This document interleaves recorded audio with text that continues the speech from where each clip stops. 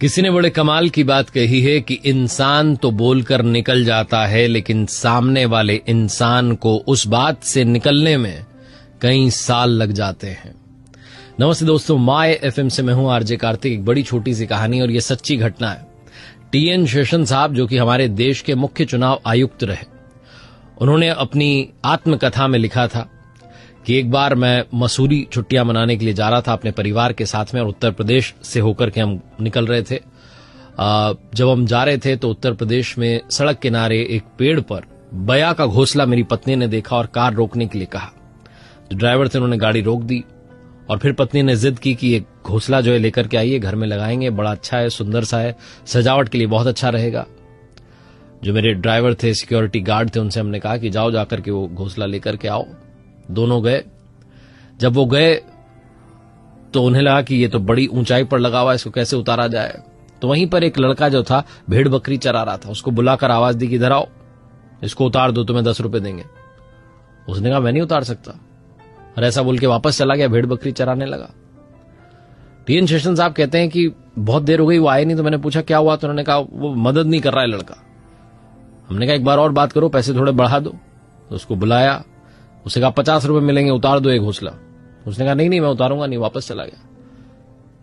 अब की बार टीएन शेषन साहब कहते हैं कि मैं खुद चला गया और मैंने कहा भाई इधर आओ, तुम्हें पता नहीं मैं कौन हूं, सजा भी मिल सकती है, तुम्हें दंड भी मिल सकता है, 100 रुपए लो, उतार दो। उस लड़के ने कहा आप चाहे जो कर लो, मैं ये घोंसला नहीं उतारूंगा।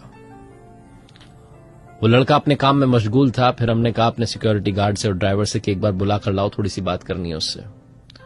उस लड़के को बुलाकर लाए तो इन्होंने पूछा कि क्यों नहीं उतार रहे हो तुम घोंसला, चक्कर क्या है, ये पेड़ तुम्हारा है, ये जगह तुम्हारी है, दिक्कत क्या है। उस बच्चे ने जो कहा वो सुनिएगा। उसने कहा कि साहब मैं घोंसला नहीं उतार सकता, चाहे आप मुझे 1000 रुपए दे दें, क्योंकि इस घोंसले में चिड़िया के बच्चे हैं और शाम में वो चिड़िया जब लौट कर आएगी और अपने बच्चों को नहीं पाएगी तो उस पर क्या बीतेगी।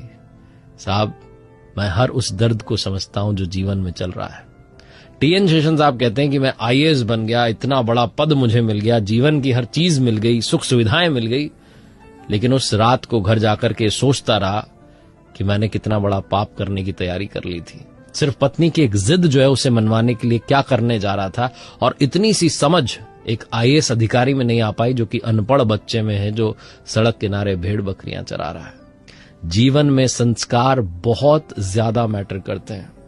आप चाहे जितनी पढ़ाई कर लें, चाहे जितने बड़े पद पर चले जाएं, चाहे जितने अमीर बन जाएं, अगर आपके अंदर वो मानवता का गुण नहीं है, वो सोच नहीं है, वो दृष्टि नहीं है, तो आपके जीवन में बहुत सारी कमियां रह जाती हैं। इसीलिए मैंने कहा कि इंसान तो बोलकर चला जाता है और सामने वाले को उससे निकलने में कई साल लग जाते हैं। इसलिए वाणी से आप किसी को कोई चोट ना पहुंचाए, आपके एक्शन से किसी को चोट ना पहुंचे, आपके व्यवहार से किसी को चोट ना पहुंचे, ये ध्यान रखिएगा और ह्यूमैनिटी को अपने अंदर जगा कर रखिएगा।